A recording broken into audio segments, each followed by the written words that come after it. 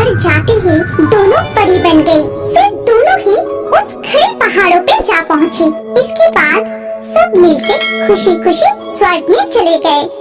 सिंचुला जंगल में बहुत सारे पंछी रहते थे। पॉपी, मुनिया, नैन्सी, राया, ये 4 पंछी सारे पंछियों में से कुछ अलग से थी। उन चारों में थी गहरी दोस्ती। जंगल के बाकी पंछियों से वो ज्यादा मिलती जुलती भी नहीं थी। वो चारों बहुत ही सुंदर थी। जंगल के सारे पुरुष पंछियों ने उन चारों को बस देखते ही रहता था, उनसे दोस्ती करना चाहता था। लेकिन वो चारों पंछी अपने में ही खेलते थे, घूमते थे, बातें करते थे और इस वजह से जंगल के बाकी पंछियों ने उनको बहुत ही घमंडी समझते थे। सारे महिला पंछी उनकी खूबसूरती से जलते भी थे। एक दिन जब पॉपी, राया, नैन्सी और मुनिया जंगल में घूम रही थी, तभी जंगल के बाकी पंछी मिलकर बातें कर रहे थे।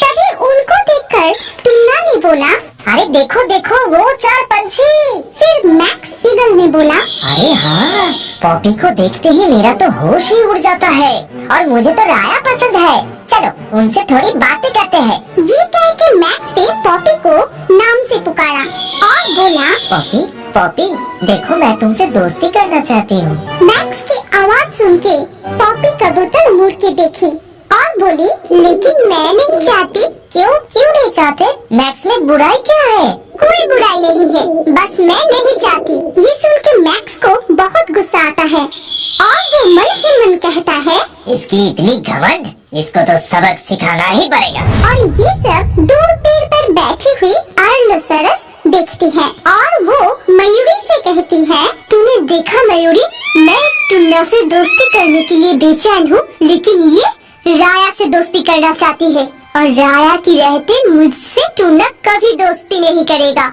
मुझे इस राया का कुछ करना ही होगा। तभी वहाँ उल्लू महाराज आता है और कहता है, नैन्सी तुम मुझे बहुत पसंद हो और इस जंगल का पंछी कुल के राजा होने के खातिर मैं तुम्हें रानी बनाने की प्रस्ताव देता हूँ। उल्लू महाराज की बातें सुनकर नैन्सी सालिक कहती है, मुझे माफ करना महाराज, आप मांसाहारी है और मैं कोई मांसाहारी से शादी नहीं कर सकती। क्या तुम्हारी इतनी साहस कि तुम मेरे प्रस्ताव मानने से इनकार कर रही हो? तुम्हें इसकी सजा जरूर मिलेगी। फिर उल्लू ने अपने प्रजा को आदेश दिया, मेरे राज की पक्षी प्रजाओं, नैन्सी को पकड़कर सूली पे चढ़ाओ, ये मेरा आदेश है। तभी थियो कौवा, अल्बर्टो काकातुआ, मैक्स ईगल और टुन्ना मिलकर नैन्सी सालिक को पकड़कर ले जाते हैं। ये देखकर पॉपी कबूतर, मुनिया और राया में काऊ विचलित होकर कहती है, नहीं नहीं, ऐसा मत कीजिए महाराज, नैन्सी को छोड़ दीजिए। लेकिन जब सब मिलके नैन्सी को सूली में चढ़ाने ही वाले थे, तभी अचानक से मुनिया उड़ते हुए आती है और खुद सूली पे बैठ जाती है और मुनिया को ऐसा करते देखकर सब चौंक जाती है। तभी नैन्सी चिल्लाती रोती हुई बोली, अरे तूने ये क्या किया मुनिया, क्यों किया? ऐसा नहीं करती तो वो सब तुम्हें मार देती। महाराज की प्रजा तुम्हें छोड़ने वाले नहीं थे और तुम मेरे सबसे प्यारे दोस्त हो। मैं खरी खरी तुम्हें मरते हुए नहीं देख सकती थी, इसीलिए। ये कह के मुनिया ने दम तोड़ दी, लेकिन दम तोड़ते ही वो एक सुंदर सी परी बन गई और एक ऊंची खड़ी पहाड़ों के ऊपर जाके रुकी, जो किसी ने भी नहीं देख पाई।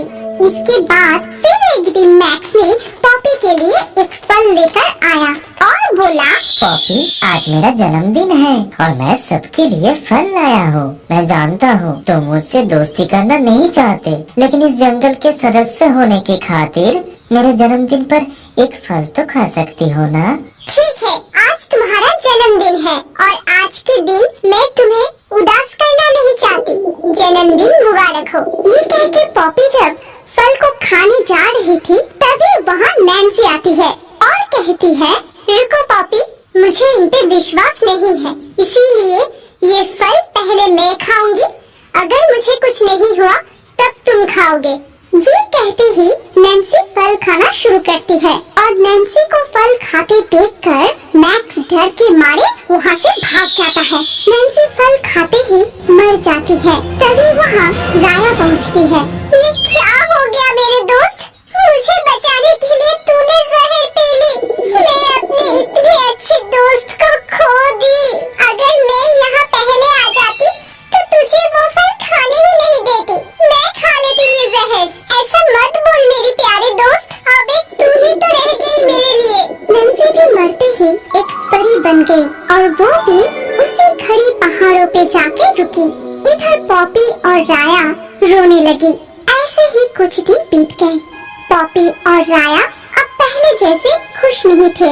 वो खेलते नहीं थे, हंसते नहीं थे, सिर्फ उदास होके इधर उधर घूमते थे। टुन्ना तभी भी राया के पीछे पड़े थे। वो किसी भी तरह से राया का दोस्त बनना चाहता था और ये सब छुप छुप के देखती थी अर्लो।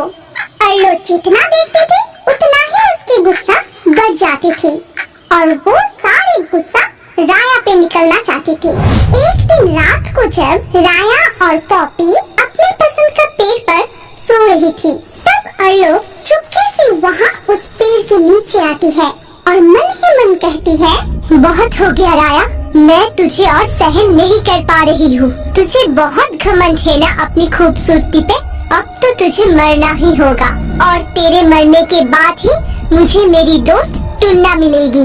ये कह के अर्लो ने चुपके से उस पेड़ पे आग लगा दिया और उस आग से पॉपी राया को बचाने लगी। तो राया पॉपी को दोनों ने एक दूसरे को बचाते हुए आखिर में दोनों ही जलकर मर गई और मर जाते ही दोनों परी बन गई।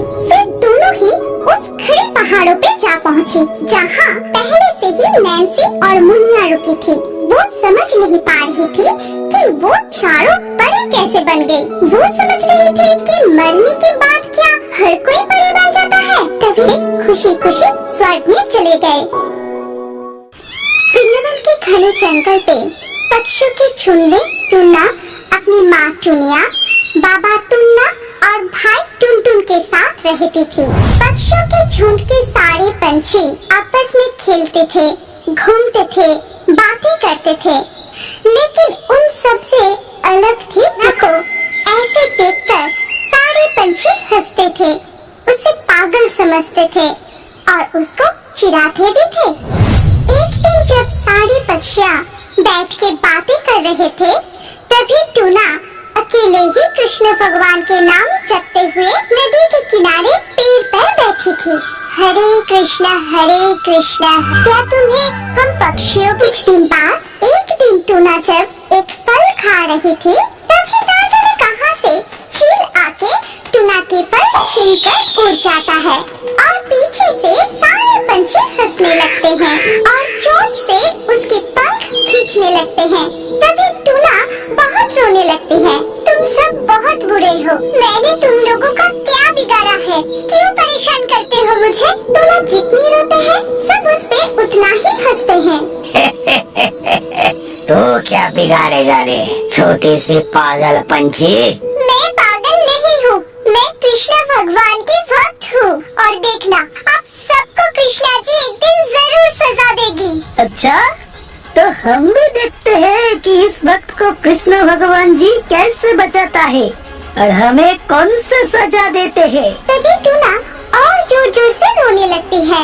इधर नागराज को टुना की रोने की आवाज सुनाई देता है। फिर ये तो टुना की आवाज है, वो रो रहा है। कुछ तो हुआ है, मैं जाके देखता हूँ। इसके बाद नागराज वहाँ पहुँच के चुपके से सब कुछ देखता है। फिर बड़ा सा नाग का रूप धारण करके सबको डराता है। अरे बाप रे, कितना बड़ा नाग! टुना हमारे दोस्त है, तुम सब टुना को परेशान करना बंद करो, नहीं तो मेरे जहर से कोई भी नहीं बच पाओगे। हमें माफ कर दीजिए नागराज, फिर कभी हम टुना को परेशान नहीं करेंगे। ये बात हमेशा याद रखना। टुना, तुम अपना ध्यान रखना, अगर कोई भी परेशानी हो तो जरूर बताना। मैं चलता हूँ। ठीक है नागराज, तुम भी अपना ख्याल रखना। फिर एक दिन टुना अपने भाई टुनटुन, माँ टुनिया और बाबा टुन्ना के साथ घास के दाने खाने के लिए खेत में उतरे।